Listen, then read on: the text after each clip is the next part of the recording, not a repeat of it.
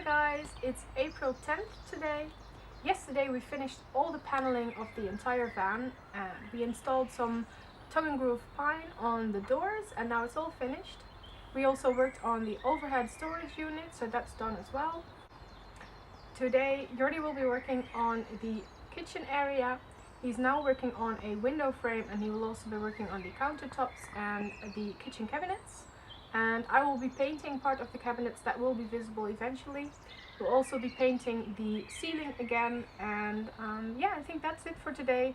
I'll be mainly working on the website whilst Jordi is working in the van. So Jordi just finished building the window frame.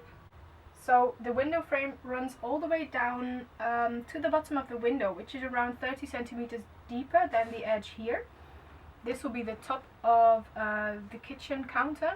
So we will have space for some succulents and cookbooks if you want them there. And yeah, it's just basically a nice way to finish it off, and it has the same color as most of the other furniture as well as the kitchen cabinets. So that's how we finished it. It's attached here at the bottom using some support beams. These pieces of wood were connected using these metal corners, and these are great things to use if you want to attach pieces of wood that don't really meet each other for at a thick area, and it creates quite a sturdy structure. So that's what we use for the window frame, but we are also using that in the support for the kitchen countertop. So we will have a kitchen in the corner here. As you can see, we have part of the kitchen frame done already. Here we will have our fridge, which is a Dometic CRX 110, which is quite large, but we need that because our dogs are also fed a raw diet, so we need lots of space in the freezer and fridge. Our countertop runs back here for 60 centimeters. It's 115 centimeters long, so that's approximately 2 feet by 3.5 feet.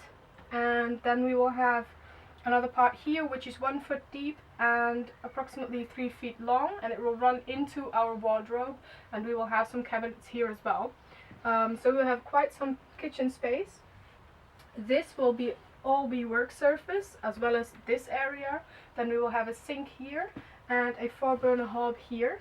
So we will be able to cook a lot, which we love, but we will also have quite a lot of working area, which we like as well.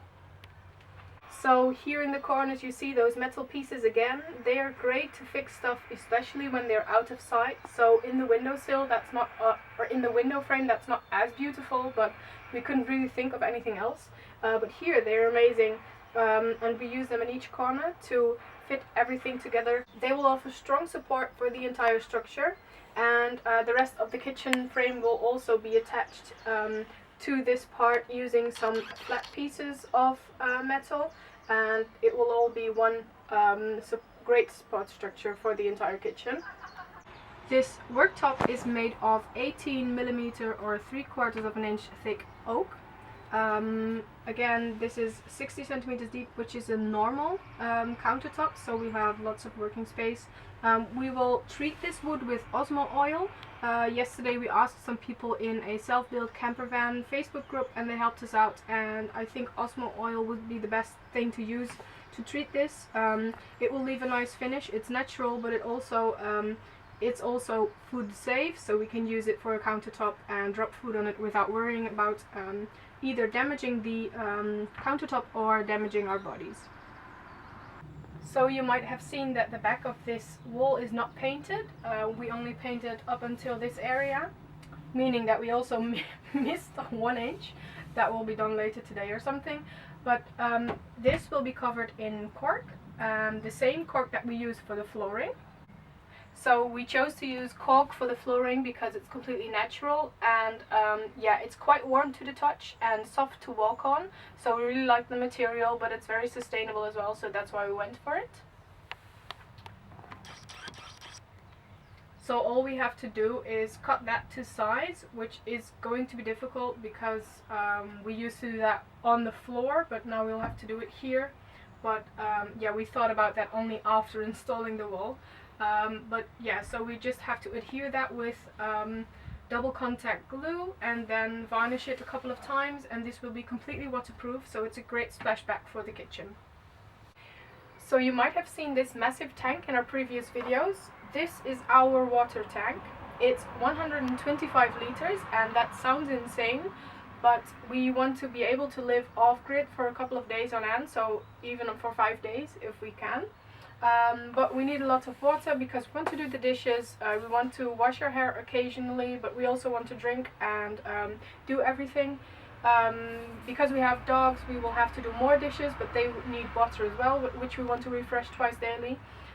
So we have quite a lot of fresh water. We want to have that available at all times. And if we want to, we can only fill it up halfway to have less weight in the van, because some days we will be in a city 2 days in a row or something.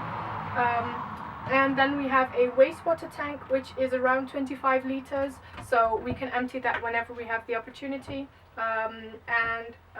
It will be quite difficult to clean this tank because the bed will run up to here, so that means that we will have to slide this water tank all the way over there, turn it and slide it out here, but it is possible. That means that this kitchen cabinet will have a sliding wall, and everything that we'll be putting in this corner will have to be removable. That means that we'll have a bin, a gas canister, and the wastewater tank. This cable is for the water pump, and we will have the sink here, like I said before, and we'll have the tap over here, meaning that this cable is perfect, and we were happy that we put it in this spot. We have a cable in the corner there as well, that's for the fridge, but that's too short, so we will have to extend that. But other than that, this worked out amazing. It was quite difficult for Jordi to figure it all out, but I think it worked out great. So we just had a delivery from 2 parcels that we ordered this weekend. We ordered a new iPad, and that's because we will be digital nomads, or we hope to be.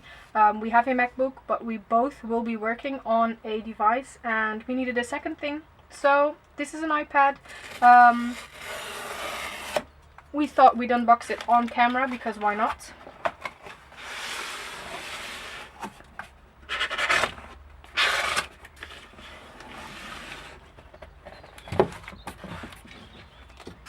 So here we have the iPad. This is the keyboard that we went for. You can only get it on the Apple website, but we thought it would be nice. It's very thin, lightweight, and supposedly it writes quite nicely. We read some reviews and it should be very good. Oh, this is the normal new iPad 2018 model. It was released last week, I think. And we went for this one because we wanted something that would be able to run Lightroom, iMovie, but also be great to do some writing and stuff like that. But we edit a lot of videos and photographs, so I think the iPad would be a great way to do that. And the newest model is just great, and it's not that expensive, so that's why we went for this one. So let's reveal it.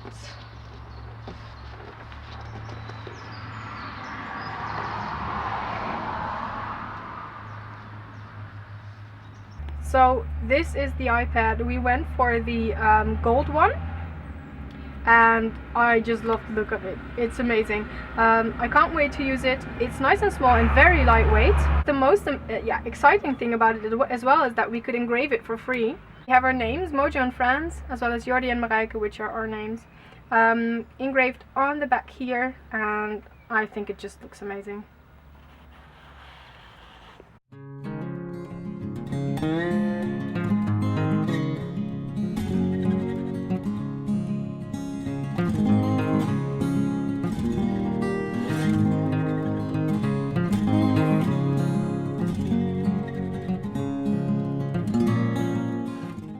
As you just saw, we cut a hole in our countertop, and it perfectly fits our stove. It has to be switched the other way around, but at least it fits perfectly. So yeah, I can't wait to see the finished result, but it looks great already. So it's dinner time now, and we are finished for today. Today you already built the window frame and that looks amazing, as you guys saw. You already fixed the support structure for the kitchen cabinets to the floor. The last part that's behind me will be connected tomorrow. He also worked on a support structure for the wood burner, which you can see here. So this will be the area for the wood burner and this will be the support structure. It's not finished yet obviously, but it is a start and we now know the entire outline. We also cut holes in the kitchen countertops for the stove, the sink and the faucet, so that's finished. We just have to order some oil, and when we get that, then we can treat the wood and we can build everything, and yeah, then the kitchen is nearly finished now. What we do tomorrow depends on the weather. If the weather is bad and it's supposed to be raining, then we will not be working on the solar panels, but we will think about how we are going to build the bed, and we'll also pick up some stuff because when it's raining it's better not to work in the van due to moisture issues. But if the weather does allow it, then we will probably install the solar panels and we will continue working on the kitchen. So yeah, it's a surprise, no idea what we'll be doing tomorrow, but you will see that in the next video. Thanks for watching.